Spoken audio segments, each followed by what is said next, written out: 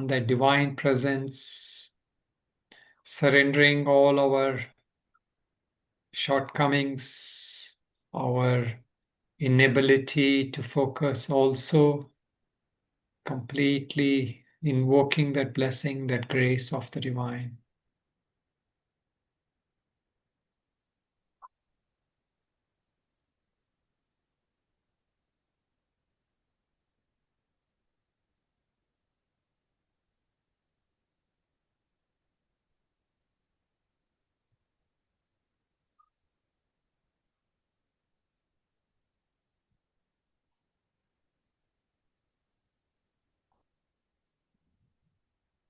Om Namo Narayana. So, so we looked at this contemplation. You can briefly just look.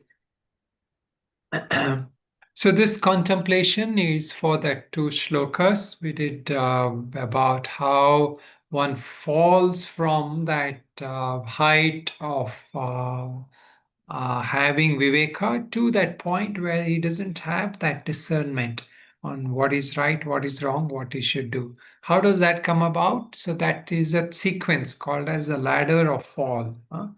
Ladder of fall meaning like, you're literally falling down. And different steps in the ladder are there, right? Similarly, you fall down. So it is a symbol, metaphorically used like that.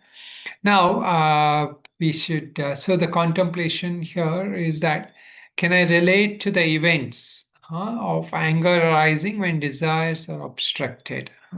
Can I relate to how brooding on objects or people has led to attachment? So, this is the main thing, how the brooding. So, it necessarily doesn't need to be physically constantly brooding. It is having that concept that something is desirable, that something is what we call as mahatva buddhi, something that I give importance to, something I give a greater reality to. So if we give importance to sense objects and people like that without knowing that they can be binding, addictive, and all that, then it leads to these processes. We get attached, and from attachment, the desires, and from desires, when not fulfilled, anger, and when it's fulfilled, it leads to greed. So this process. And also, as we said, can I also learn by observing others falling to the sequence in their lives? Okay, so this is the manana. Now, this point about the two shlokas, how the steps of fall was mentioned, So this is a very practical thing in our daily life. And so there are two ways where we generally go about resolving problems, right, in life. One is a specific science, Vishesha Jnana for something. Let's say, for example, you have some problem with your computer or your phone. Then you go to that technician or that engineer to get that fixed. So that is a specific problem there. And then there is a generic problem. Generic problem meaning that the root of all problems are in that. So this is what more or less the scriptures focus mostly on. But occasionally it also deals with specific problems. In this case, like the specific technique is that how to deal with the sense objects, like of all the different challenges that comes in a sadhak's life. One of the challenge is dealing with sense objects, meaning that which I see. And see, what do we give mostly reality to? We give reality to that which is our direct perception. So if somebody were to tell us, like see the if you when we don't know about science or other things, right? We look at that sun and we think that, oh, the sun is rising every morning, the sun is setting. So this is based on what my eyes are telling me, right? But from a scientific point, we know that that is not correct. The sun doesn't rise, it is the earth that is moving. So similarly, our life is is driven by that. We give the importance to what I see, hear, taste, touch, and smell. To some extent, if you're deluded by something, then this is, of course, much more real. But that shared sense of what we see, that is what the scriptures is telling. It is not the reality, and you should not get carried away by that. Something looks very pretty and beautiful. It doesn't mean that it is good for you, right? So, like something tastes very nice, something tastes very sweet. It doesn't mean that that will be healthy for you. That will have other effects. So this direct perception, that is where the specific focus of Gita is now. Although mostly scriptures focus on generic solutions, but here it is using this as a means. So what are the four things generally mentioned is, every problem in scriptures are dealt in a four steps way. The first one is there is a heya. Heya means there is a problem. We recognize that there is a problem. So the from a philosophical sense, from all the Indian philosophies, what do we say is the problem of samsara? Anybody remembers? What is the main challenge that all philosophies, especially Indian philosophies, are trying to resolve? What do they say is the problem? Heya. Anybody?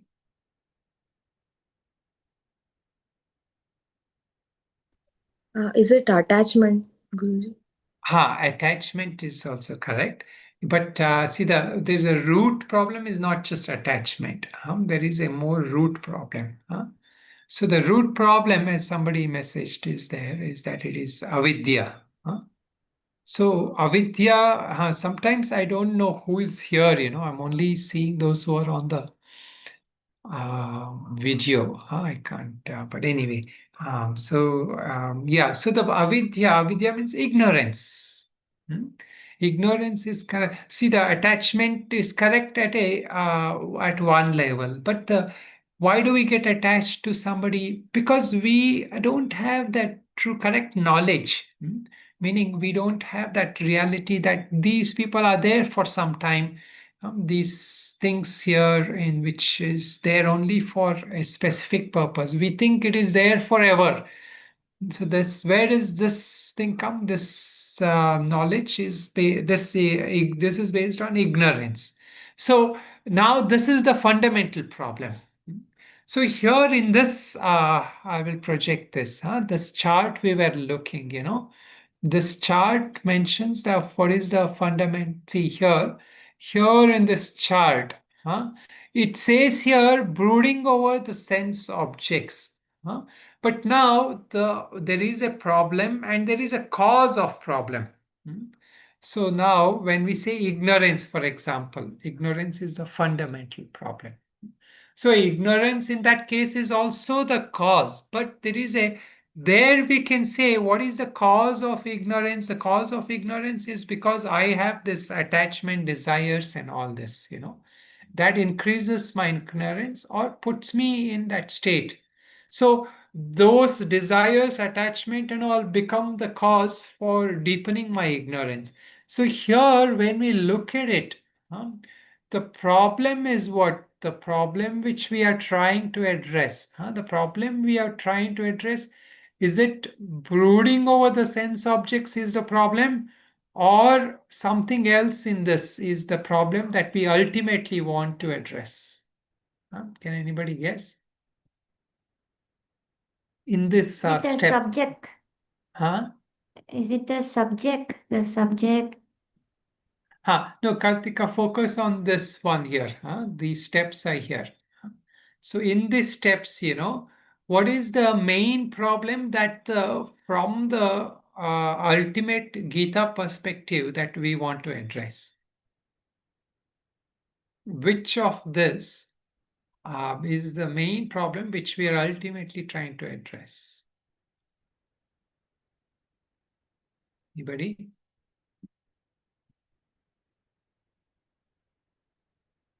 Okay.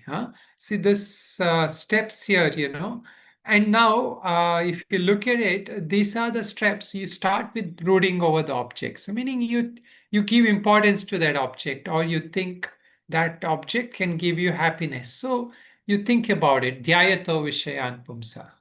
Then what happens? From there comes attachment. From attachment comes desire. From desire comes anger, and from anger comes delusion. From delusion comes forgetfulness. From forgetfulness comes what? It is a loss of wisdom. Huh? So, what is our real problem is not that we are brooding over object. The real problem which we are stuck in is that we don't have the wisdom. We have lost the wisdom. Huh? Forgetfulness leads to loss of wisdom, and loss of wisdom leads to self destruction, meaning it was not helpful for a spiritual life. So, the real problem is what? The real problem we are trying to address is we don't have that viveka, that wisdom. What is right, what is wrong, what is good, what is bad. That wisdom we lack. So, what happens when we lack that wisdom? You go backwards. So, then the ultimate cause, where does this whole process start? This process starts when we start brooding over the sense objects or giving importance to sense objects. Giving importance to sense objects is the cause of the problem, and the real problem is loss of wisdom. We don't have the viveka, the wisdom. So this is the fundamental steps. There is a cause of the problem. There is a problem, and then we identify the cause of a problem. Like you go to a doctor, the doctor you go. Why do you go to doctor? Because you're not well physically. You are unwell. So the doctor identifies what is the cause of the problem. Hmm? And then he says that there is a remedy. Hana. Hana means there is a way out of this problem. Hmm? So similarly now here that Bhagavad Gita will tell us that there is a way out. So what is the way out? The way out is how we have to take that state of sthita prajna. The state of Sita Prajna is what? Atmanyevatmana tushtaha. He is content within himself. He doesn't need sense objects, or he is content with the divine, with Lord, or with himself. So that is the ultimate remedy. Now there is a Hanopaya. What is the means of that? So the means of freedom will come in the following shlokas, where you have to get rid of Raaga Dvesha and all the path. That is the whole teachings of Bhagavad Gita is a means of freedom. How do we go about getting freedom? Through all the yogas, karma yoga, bhakti yoga, Raja Yoga, and the most important, Jnana Yoga. So these are the means. So the now we are looking at we are looking here at these shlokas, mainly because from this context, how do we deal with sense problems, sense objects problems? So sense objects is what keeps us bound at the material level, at the day-to-day level. We are caught up in the sense objects. Okay. So this is a very practical thing we have to address. So unlike other Upanishad scripts, Bhagavad Gita says you have to find a way to address this. If you don't address this, then you will lose the whatever wisdom you have, that also you will lose. So this is a danger, like see, for example, someone might be a wise person. We hear sometimes life examples, right? Like people who are very wise people, then they get into some kind of addiction, alcohol, drugs or something. Then whatever career, whatever thing they're doing, that also goes away, right? So in the world also it's applicable, spiritual life also, it's more applicable. We many teachers promise it is a fast way to become popular. If you want to be popular as a teacher, then you tell people that no, you don't need to do any self control, you don't need to do any sense, you just do what you want, live as you like, don't have to follow yama niyama, and you don't have to work in controlling senses, and yet you will get instant realization. So some gurus promise this and they become very popular. So this is a fast way. But the problem is this is a very, the reality is true that the realization is instantaneous. It is there right now, right here. But that knowledge will not stay. you might get a glimpse, but it will not stay, because that sense objects will delude you, and that again and again that old samskaras will take you away. Then you are not able to abide in that knowledge. So that is why the yoga approach, the Bhagavad Gita, not only gives knowledge, the Bhagavad Gita also insists on yoga. Yoga meaning the practice, that steps involved in that.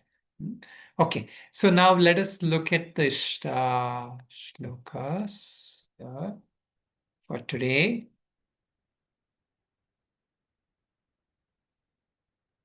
Okay, so now we will look at starting from shloka number 64. So until now we looked at how one falls. The steps was given in 62, 63. These are important shlokas. Anybody who missed the class should actually listen to that, shlokas 62, 63, because they will form the basis for a lot of other analysis in future. Okay, now from 64, there was one more question that Arjuna has asked. How does the Sthita Prajna move about? How does he walk about? How does he go about? Because the sense objects are a problem in the world, right? So if sense objects are a problem, how does this person go about? He will have to go closing his eyes, like, as you know, there's a famous thing they show, right? The three monkeys. One is closing its eyes, ears, mouth. Meaning you should not interact with the world at all. That is the only way possible if you really have to go literally based on these teachings. So now, in order to clarify that, the next shlokas are coming. How do you go about? Okay, you can please repeat after me, starting from shloka number 64. Raaga Dvesha Viyuktestu रागद्वेषवियुक्तेषु Vishayanindriyescharana विषयानिन्द्रियैश्चरन् Atmavashyirvidheyatma आत्मवश्यैर्विधेयात्मा आत्मवश्येर्विधेयात्मा prasadamadigaccati प्रसादमधिगच्छति प्रसादमधिगच्छति prasade sarvadukhanam Prasade Prasade सर्वदुःखानां सर्वदुःखानां anirasyopajayate हानिरस्योपजायते हानिरस्योपजायते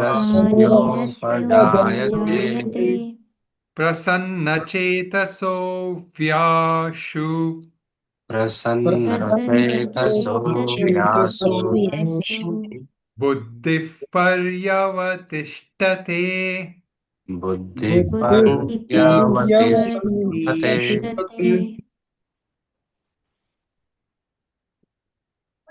nasti buddhirayuktasya नास्ति नास्ति बुद्धिर्युक्तस्य बुद्धिर्युक्तस्य न chayuktasya bhavana न न चायुक्तस्य चायुक्तस्य भावना भावना न cha bhavayata shantir न न चाभावयतः चाभावयतः शान्तिर् शान्तिः ashantasya kutas sukham अशान्तस्य कुतः अशान्तस्य कुतः सुखम् सुखम् indriyanam hi charatai इन्द्रियाणां हि इन्द्रियाणां हि चरताम् चरताम् yenmano yenmano no vidhiyate मनोनुविधीयते tadasya harate prajna तदस्य तदस्य हरति हरति प्रज्ञाम् प्रज्ञाम् vayur vayurnavami vambasi वायुर्नावमिवाम्भसि वायुर्नावमिवाम्भसि tasmadasya mahabaho तस्मादस्य तस्मादस्य महाबाहो महाबाहो निगृहीतानि सर्वशः निगृहीतानि सर्वशः सर्वशः इन्द्रियाणीन्द्रियार्थेभ्यः इन्द्रियाणीन्द्रियार्थेभ्यः इन्द्रियाणीन्द्रियार्थेभ्यः Tasya prajna pratishtita. Tasya तस्य prajna प्रज्ञा pratisthita. प्रतिष्ठिता Okay, now he identifies what is the main problem. This, how do we, how does one go about? Is because you have to control your senses. But now he kind of identifies what is the problem. Is the problem with the senses, or is it the problem with what that concept that the mind has about those objects? So now here he says. Ragadvesha viyuktaiste. Ragadvesha viyuktaistu. So the problem is what? The ragadvesha. Like sometimes, I see that people don't really know what is ragadvesha. So raga, as we say, is attachment. Dvesha means aversion. So this is a common thing. So under attachment, what all things come? Under attachment comes like things like desire, excessive love, craving, anything that causes like an obsession towards anything, any object or any person. So all that is attachment. You cannot let go. You cannot stay without it. So that is all raga. Dvesha. Under dvesha, what all kleshas can come, or what all negative samskaras or attributes can come? Anybody? Dvesha? Emotions. What all negative emotions can come? dislike aversion But what all comes under aversion? What all Anger, jealousy, jealousy. Very good. Yeah, that is also aversion. And then what else? Aversion, like when you have aversion, what are the emotions that can come? hatred Anger, Hatred, yeah. Anger. Anger. You see, anger is the main thing. Anger, hatred, jealousy. Then what else? Anybody? frustrations Frustration. Yeah. See, all that is also aversion. And fear also.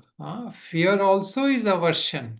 See, when do you get averse to something? When do you feel fear? When you are a little averse that you don't want to experience that. You don't want to see that person, or you don't want to see that thing. So see, all this comes under ragadvesha. So now the person who has ragadvesha, I mean, who is experiencing normal things through the senses. What happens, like for this person, he the natural pursuit of the senses, he cannot stop. You see, the natural pursuit of senses is what? It is based on ragadvesha. See, when I want to see something, like I'm just sitting here, or you go to a shop, So what is it that allows you to see something in that shop, that you want something? Then you will look at it, right? You will identify something there based on what you want. So your raga is what will cause you to look for something in a certain place. And like, let's say, for example, somebody is coming, you don't want to meet that person in that shopping place where you are, then that person comes towards you, you'll move away. So that is again based on the way. So our senses, meaning like all our sight, hear, taste, touch, all that, and our motor senses, hands, feet, and all, they their pravritti. Shankaracharya says their pravritti is based on ragadvesha, meaning their movements, their activities is based on ragadvesha for most people. For most times, for most people, it is based on ragadvesha.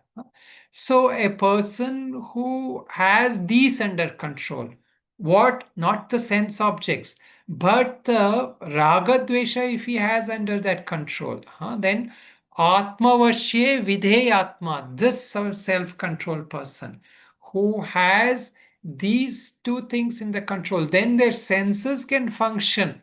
They can go about in their daily life doing what they need to do from a perspective of duty, not from the perspective of likes and dislikes.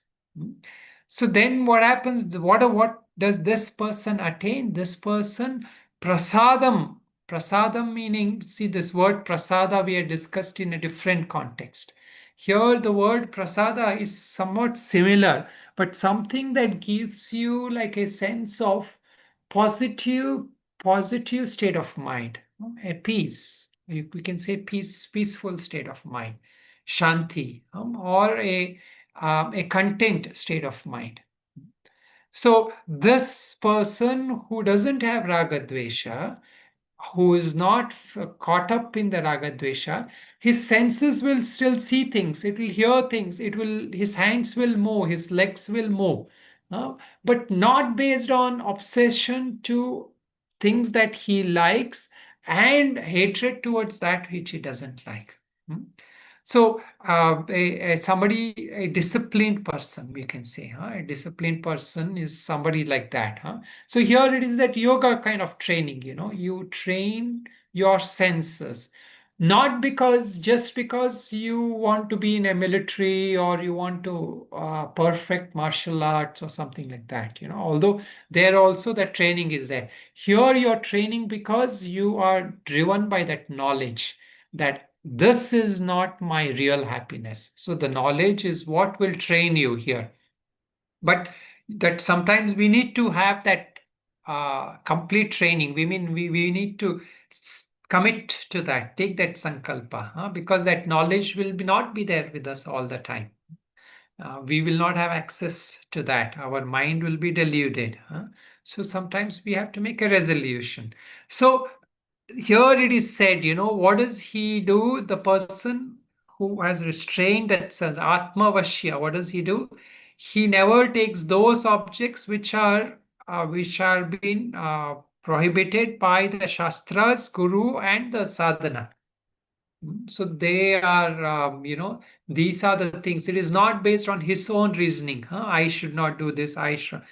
He has studied the scriptures, he has heard from the gurus, and he or she has understood this is what I should follow. This is the right life for me.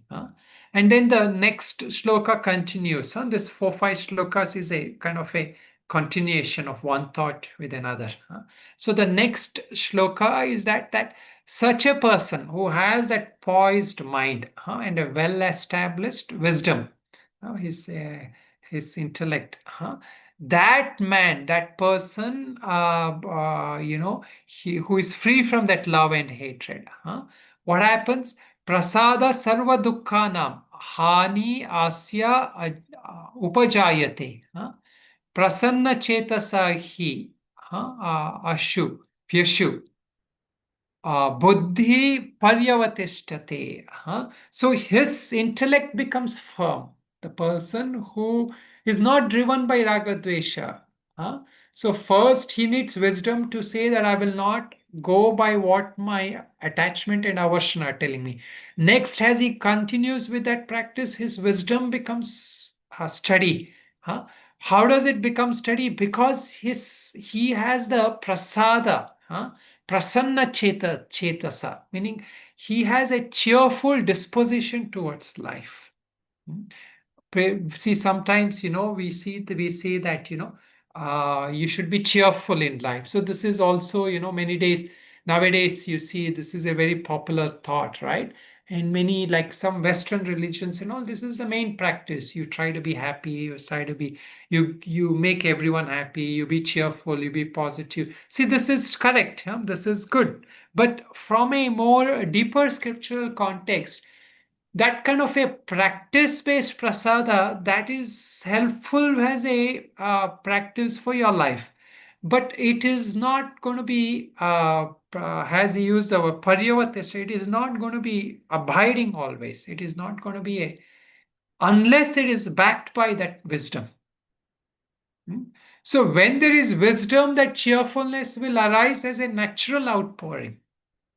Sometimes when I used to live in other ashrams, where the training was like, you're smiling all the time, you're cheerful and all that. So sometimes then when I come to Himalayas, I would see some of the sadhus, they all look so grim, you know. I would say that these people are not cheerful. Why are they so, you see some sages and all, no, they're like so austere, especially if they're yogis in the mountains, you know, who are staying in the cold and all that. They will never smile, they'll be so austere.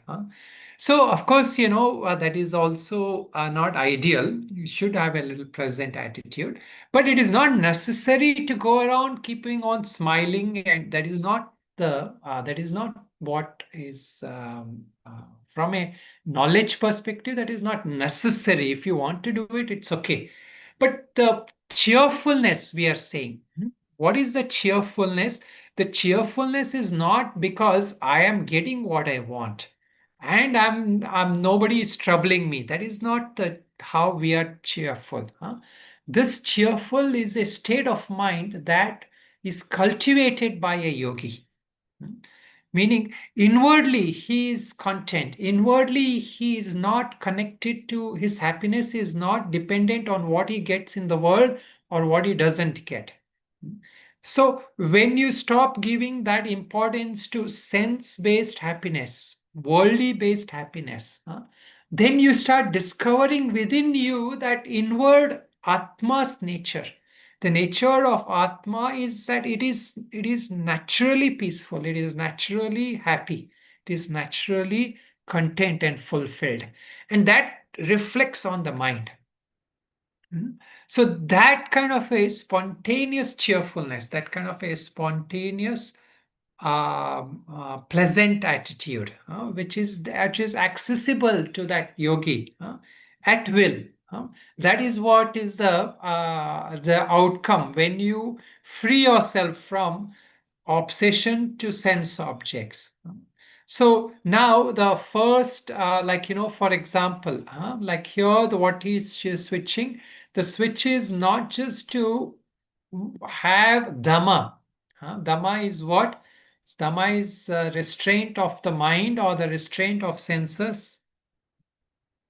Anybody remembers? Shama Dhamma we had discussed. Which one is Dhamma?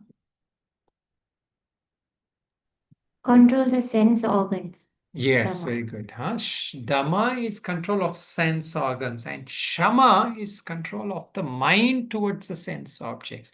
So here the focus is what? The focus for a sadhaka who is gaining the knowledge from Gita is that he has to absolve the intellect or the mind from its obsession towards people, objects, and outer appearances. So this part, so a practical example, what is it like if you let's say one practice is like, let's say if you are addicted to what do you call the social media, or let's say even WhatsApp, everything you are addicted to, and you can't stop yourself from checking it every 2-3 minutes or something.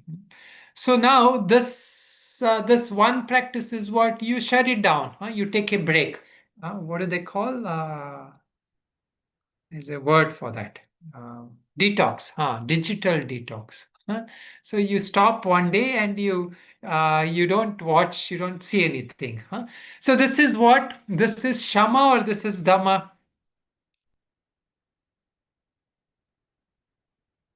Restraint of senses or restraint of the mind? Restraint of senses. Restraint of senses.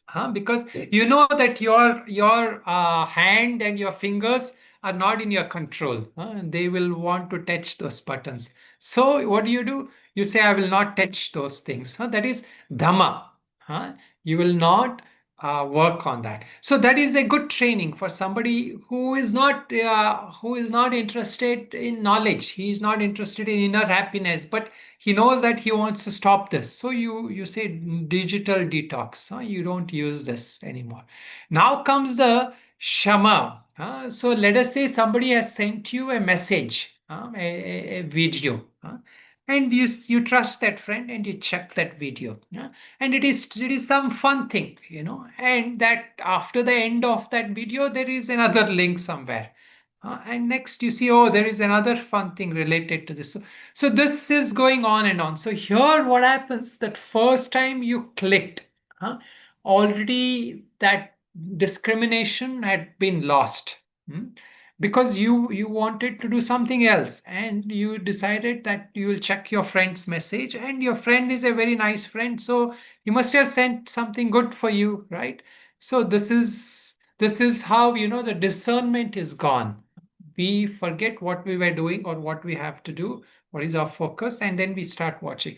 Then what happens, that slowly that ladder starts to fall there. Start falling from that ladder. Next thing, next thing, next thing, next thing. So here, this is the what has happened. Your peace of mind is gone because you are caught up in that kind of an excitement. It is seemingly making you happy, but it is also putting on you a samskara, a kind of a habit. So let's say, for example, you miss this class, and then you go to watch my class on YouTube. And then what happens at that YouTube, as you're watching, maybe nowadays YouTube, they are very good. They know what you like. They will pop up something somewhere. You'll say, I know what this Swamiji is going to talk about. I have heard him so many times. Let me listen to something more interesting. So there, what has happened, that discernment is gone, and you think that you're going to be happy. You think you will get that excitement, but that sukham, that is what the next shloka he talks about. It's the prasade sarvat. This we looked. Now he says, na asti buddhir ayuktasya. When your intellect is not steady, then what happens? That knowledge, what you are seeking, that highest supreme happiness that you are seeking, that knowledge of pursuing that knowledge is going to become unsteady. Nacha ayuktasya bhavana. So you are not able to abide in that peace of Atma. You're not able to contemplate on self. You're not able to enjoy just being with yourself, being with that Atma, being with that meditative mind. Bhavana means contemplation, what we call as manana nididhyasana. You have heard so much in the classes, and now you can contemplate on it. You have some time, you can contemplate on it, or you can read something, you can study. So that is bhavana. You want to study, you want to contemplate, you want to meditate on that truth that you have heard. But because that is going to give you happiness, that is going to give you a positive sense of perspective towards the world. But na asti buddhi, your mind will not allow, your intellect will not allow. Why? Because your knowledge is not stable, your wisdom is not stable, and you are more interested in the sense objects. Nacha abhavana nacha abhavat yataha shanti. The person who is not meditating, now he gives a contrary thing. If you don't meditate, if you don't contemplate, if you're only caught up in sensory things, if you're seeking one joy after another in the world outside, then you cannot meditate, meaning then you cannot contemplate, then you cannot hold on to the teachings that you have heard. Then, so this is what is the outcome he is saying. If you don't contemplate, then you will not get peace. You will not get the joy. See, the way we get joy in life, is that when we hear these teachings, when we hear that, it should come back to us in our life. When we are going through problems, when we are going through contemplation, when you're going through difficulties, we should, instead of trying to immediately resolve that problem, take a few minutes and bring the teachings to mind.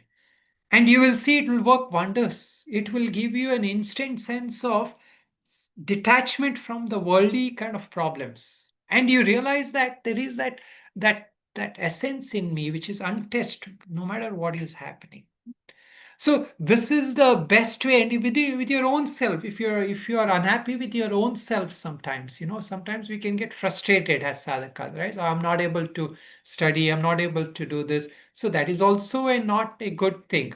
We should have a sense that I want to do more, but I cannot do this. I'm not good enough. That is also a negative thing. So there we have to again contemplate. We have to realize that I am this pure self, this consciousness. I am this unlimited thing. I can achieve anything. So this also is a way to peace. So bhavana, that one bhavana here is the one who is doing manana nididhyasana especially. Person who does manana nididhyasana is qualified to get peace, shanti. Now he comes a very important shloka thing. It is mentioned many times. You will hear many people quote this. This last quarter of that shloka. He says, Ashantasya kutas sukham. A person who is not peaceful, a person who doesn't have that positive state of mind, how can he be happy? So now what is he saying? That happiness that we are talking about is not the happiness of sensory objects. That happiness, the real happiness we want, that happiness is not the happiness of the world. And to get that happiness, what is the pre-qualification? The pre-qualification is a peaceful and a healthy, positive state of mind. If you don't have that positive, healthy state of mind, then you cannot enjoy that, you cannot get happiness. So if we take it even in a worldly sense, practically little things in life, we can see this, when we are even experiencing something, when we are out in the world, there is a little things that we see. We cannot enjoy this little things if we are so caught up with the gross happiness. Later on in Bhagavad Gita, this will come. There is three kinds of happiness, the Lord says. There is a Sattvic Sukha, then there is a Rajasika Sukha, and then there is a Tamasika Sukha. So Rajasika Sukha is that you want instantly something. Every moment you want something happening. What is that word? Instant gratification. You want this right away, right thing. You are feeling bored or you want to have something, you go to open your fridge, you get instant gratification. Or you order on your app and you get whatever you want. So these are the instant ways. And these are the Rajasika Sukha. Then there is a Tamasika Sukha. Tamasika Sukha is like you just want to lie down, couch potato, they say, right? You want to watch the movies and do nothing and that kind of thing. Then there is a Sattvika Sukha. Sattvika Sukha is that you are doing japa, puja, studies. All this is Sattvika Sukha. Above all this is the highest Sukha that the Lord is talking about. And this sukha is not dependent on anything. It is ever accessible, but you have to have the right frame of mind. And especially what we say, the chitta shuddhi. So prasada here can also be taken as chitta shuddhi. When you have the purity of mind, the purity of heart, then you access this always abiding joy within you, right within you. So that purity of mind, see, if you are this is where bhakti marga sometimes is helpful. If you feel lost, if you feel everything, then what do the bhakti marga says? You surrender completely to the Lord. You let go, give all your things to the Lord, and you let go of your own pride, your own delusion, everything. Then immediately you will experience a peace. You can try this. Anytime you feel, you surrender to the Lord and you will experience an immediate sense of peace. This is an instant kind of thing. So now again, one more point. What is the connection between peace and happiness? Shanti means peace. We will translate it as peace. And sukha, sukha here is that joy or the inner joy. What is the connection to this? So why are we talking about this? Because we started from this ladder of fall where the person started thinking about worldly objects. He got caught up in that worldly objects and that took away his peace. He got angry and that delusion came, forgetfulness came. From that forgetfulness, he lost his discernment of intellect. Now, this is what is happening when desire arises in the mind. So we talked about this. when you're not watchful, and you are sitting peacefully, you're sitting content. Maybe you're sitting by somewhere in nature, Himalayas or Ganga or wherever you are, you're sitting having a quiet, peaceful moment. Then some desire comes in your mind or some thought comes in your mind. So, what does that thought do? That thought will not allow you to stay in that peaceful state if you're not watchful. So, at that moment, if you're able to contemplate, at that moment, if you're able to bring this bhavana, then you will come back to peace. But if you go with that thought of desire, what will happen? You will go towards that Rajasic Sukha, and that will take away your indwelling Sukha. So the implication here is that as long as there is that thirst, there is that that kind of a desire for worldly objects in the mind, there is no possibility of that sattvika sukha or that supreme happiness, which is even beyond that.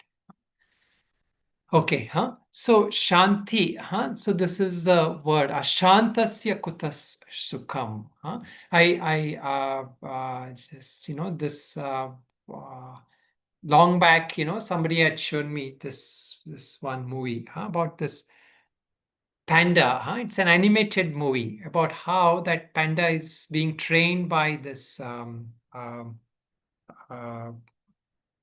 like another panda, a hare. It's like a hare. So it is like a martial art kind of movie. And there, that old, some of you might have seen it. I don't remember the name. Kung The Fu first, Panda. Kung Fu Panda, correct. Kung Fu Panda, yeah, correct, yeah. So the first guru, he's like a turtle. Huh? He's a slow moving, easy moving, he's doing things slowly. And that panda is very restless. He cannot, wait. And so this, he wants to talk with him. And so there is like hundreds of candles he has left, and the turtle is blowing one by one, and he's enjoying it. He blows one and he goes to next one slowly at his own time, and he's having it peacefully. See, when you are peaceful, whatever you're doing, you can do it in a peaceful way. When even a little thing you're doing, you're not so much worried. Oh, next thing I have to do, next thing I have to do. There is that thing you're doing itself is self-fulfilling. So sometimes we have all these next things because we think once I complete all those things, then I'll be happy. So, but he's blowing this one. So this hare wants to talk to him, or this panda wants to talk to him, and he's so impatient. He's like, okay, when can we talk? Well, let me finish blowing all of them, then we can talk. The turtle says. So he gets impatient and he just and he blows the whole thing one. So that is what is our Rajasic Sukha. We want instantaneously. The job is done. Okay, now let's talk. So this is how that is that delusion.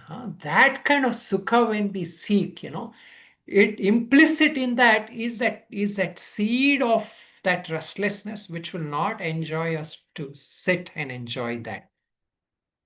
So we will end with this, that this example is given in the next shloka.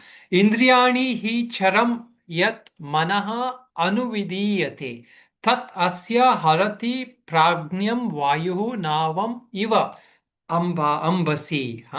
Just like how the wind is taking a boat on the water. So water is implying here something which is not stable. If something is on the land, it is stable. But water implies the state of the mind, which is not stable. A boat on water, when the wind comes, what happens?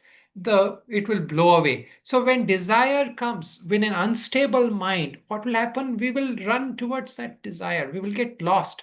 We will get taken away from the course of our direction where we want to go. So this is the example given here to indicate that our intellect has to be firm with knowledge, and we should have our senses trained, free from that pulse of Raaga Dvesha, attraction, aversion. Then what happens? Then when the objects of senses, when the wind comes, all our desires, our aversion, and all those thoughts comes, the mind will stay stable in that wisdom. It will not be like a boat on water. It will be like a boat on land, pegged to something firmly, held to something.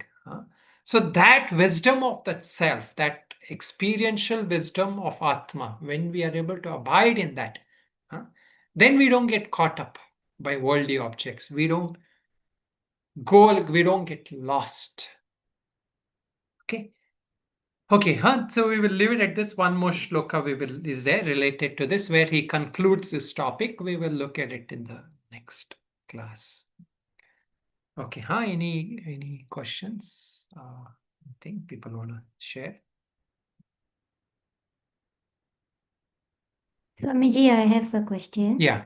The ladder of fall, Ah, the loss of wisdom leads to self-destruction. That wisdom is referring to Viveka, right? Viveka, Chitta Shuddhi. Actually, there it is that point. It is Viveka, but when it talks about the moha, that delusion, that moha there is not that atma anatma Viveka. So here that first point is you forget what is the right thing to do. So you lose the wisdom of your own intention when when you're deluded. And at the last point, what happens? You lose the overall wisdom. So there is the both. One is a relative wisdom you lose, meaning you lose that knowledge through which you made that resolution. Huh? That knowledge you lose, and more importantly, you also lose that connection to Atma. This is what I was trying to tell that sometimes when some gurus say, you can do anything you want, but because you already know that you're the pure Atma. So there the problem is this: you may know that for a while you are the pure Atma, but when you get caught up in the sense and sense objects, then this things gets diluted. Huh? Your the inner joy you start losing, and you start that this is where we say, we discuss sometimes positive and negative samskaras. So the positive samskaras in this case is that knowledge you're holding on to. The negative samskaras will soon take over, and you will lose whatever wisdom you had. Actually, this is true for sadhaks also. This is where we have to be very careful. All the acharyas, the savdan or the caution that they give all of us is this. We have to be constantly vigilant, because what happens when we get caught up in the world, after a while, we are doing practice, we have heard this, we think, oh, I know all this, I think all this. But if you're not continuously reaffirming through Shravana Manana, and we're not practicing it and watching ourselves in the mind, then what happens? That knowledge will go away. That knowledge will not be that pure. It will get diluted. We will get lost in that. So, yeah, the wisdom there is both the relative wisdom and that final wisdom, that supreme wisdom, Atma wisdom.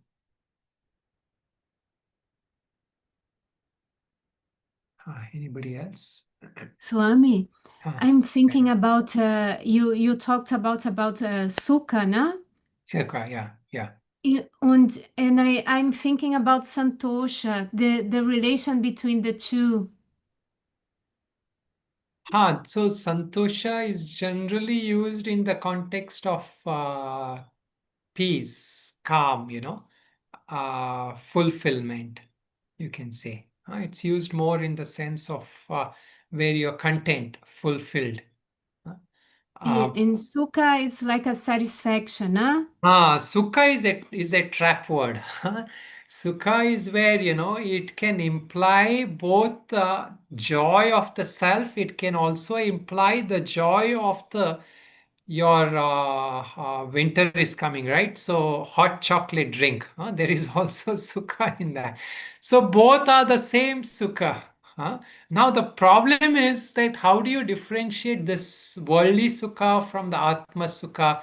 So this is a difficult thing. So actually that joy is that one joy.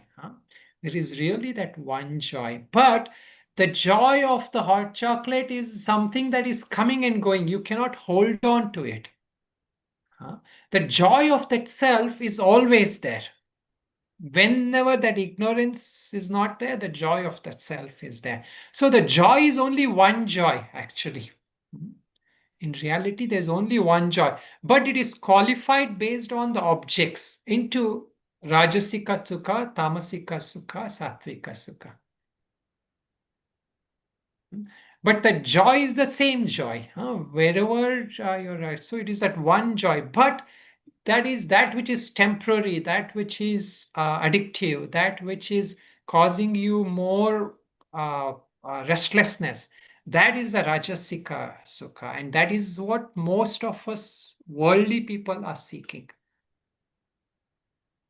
Santosha is that you're right. It's a much more deeper word in that sense. It signifies that fulfillment, but that also can be temporary. Santosha is depending on what you are referring to, it can come and go.